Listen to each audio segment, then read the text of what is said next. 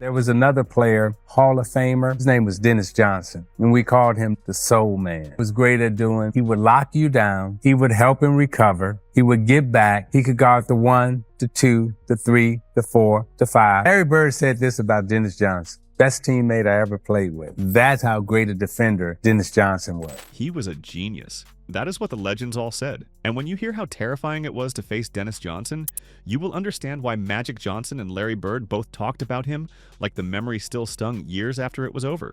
Picture yourself as the best ball handler in the world. You have done this 10,000 times. You know the angles. You know where you are going before the defense even reacts. You take one step, you glance up, and Dennis Johnson is already there. Not scrambling to catch up, not guessing where you might go, already there, right in your chest. Like he saw it in his sleep the night before, like the whole play had already happened in his head. That feeling had a name. That name was fear.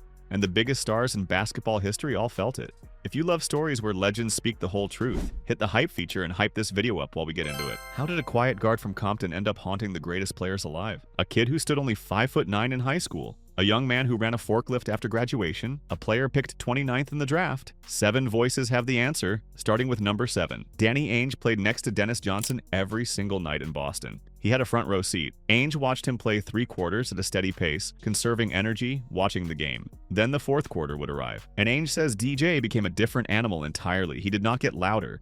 He did not showboat. He just locked in completely. And the opposing star who had been scoring all night would suddenly find every lane closed. Every option gone. Ainge says you could see the fear in the other guy's eyes the moment Johnson turned it on. That terror did not come from trash talk. It came from the opponent knowing, deep in their gut, that they were not scoring. Number 6 is Pat Riley. Riley coached the Los Angeles Lakers dynasty. He built his offense around speed and spacing and the greatness of Magic Johnson. And he still says that Dennis Johnson was the one man in the league who could wreck all of it in a single night. Riley called him a wrench in the engine. If DJ was on his game, the fast break did not exist. The primary identity of the Showtime Lakers, the thing that made them nearly impossible to stop, simply disappeared whenever Johnson was healthy and locked in. Riley built entire game plans around dealing with him. He called it a tactical masterpiece, and the fact that the coach of the most dominant offense in league history was designing defensive countermeasures against a single player tells you everything. Number 5 is George Gervin, the Iceman, one of the most fluid and unstoppable scorers the sport has ever produced. Gervin said facing Dennis Johnson felt like being guarded by 2 people at once. The long arms, the anticipation, the ability to sense where the ball was going before your own hands decided. Gervin called him a thief, not a defender. A thief.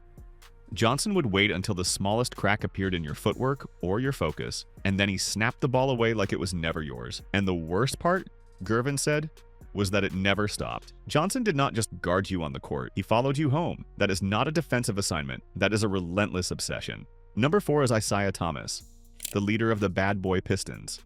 A man who built an entire career on disrupting other players physically and mentally. And Isaiah Thomas said Dennis Johnson was the gold standard of tough guard play. He said you could not move him. Strong as a bull, like a rock, Johnson would beat you up for 48 minutes straight and never say a single word. No taunting, no emotion, just relentless physical work. Isaiah respected him because the Pistons prided themselves on toughness, and Johnson was the one guard who could absorb that toughness and never lose his composure. Number 3 is Michael Jordan. Young Jordan entered the league with the most explosive athleticism the game had ever seen, and Dennis Johnson was one of the only defenders who looked at that and felt nothing. Jordan has said that DJ did not give you an inch. He would hit you hard and then just stare at you. Not angry, not celebrating. Like it was business, like he was simply doing his job and you were an obstacle. Jordan credits his early battles with Dennis Johnson for teaching him the physical requirements of playoff basketball. DJ made you earn every single point. Number 2 is Larry Bird. Bird called Dennis Johnson the greatest teammate he ever had. Think about what that means. Bird played alongside Kevin McHale and Robert Parrish. He played alongside Hall of Famers every night. And he still chose DJ. Bird said Johnson was the missing piece, the man who gave the Celtics the ability to finally stop elite scorers when it mattered most. He described DJ's defense as taking your lunch money. Not flashy, not loud, just quiet, relentless execution that stripped away every option you had until you were left with nothing. In the closing minutes of playoff games, Bird and Johnson operated on the same wavelength without speaking a word. And that connection is what leads us to the biggest proof of all. Before we get to number 1, one case study captures the genius better than almost any quote. When Boston traded for Dennis Johnson in 1983, the goal was specific. The Philadelphia Sixers had a guard called Andrew Toney. the Boston Strangler. A scorer who was averaging over 23 points a game against the Celtics. He was a genuine problem. Then DJ arrived. After the trade, Tony's scoring against the Celtics dropped to just over 15 points across 5 full years. Which brings us to number 1. Magic Johnson called facing Dennis Johnson a nightmare. And Magic does not say that lightly. He said DJ was the only defender who could truly get inside his head, get inside the mind of a 6-foot 9-point guard who could see the whole court. Magic said the terror was not aggression, it was not gambling.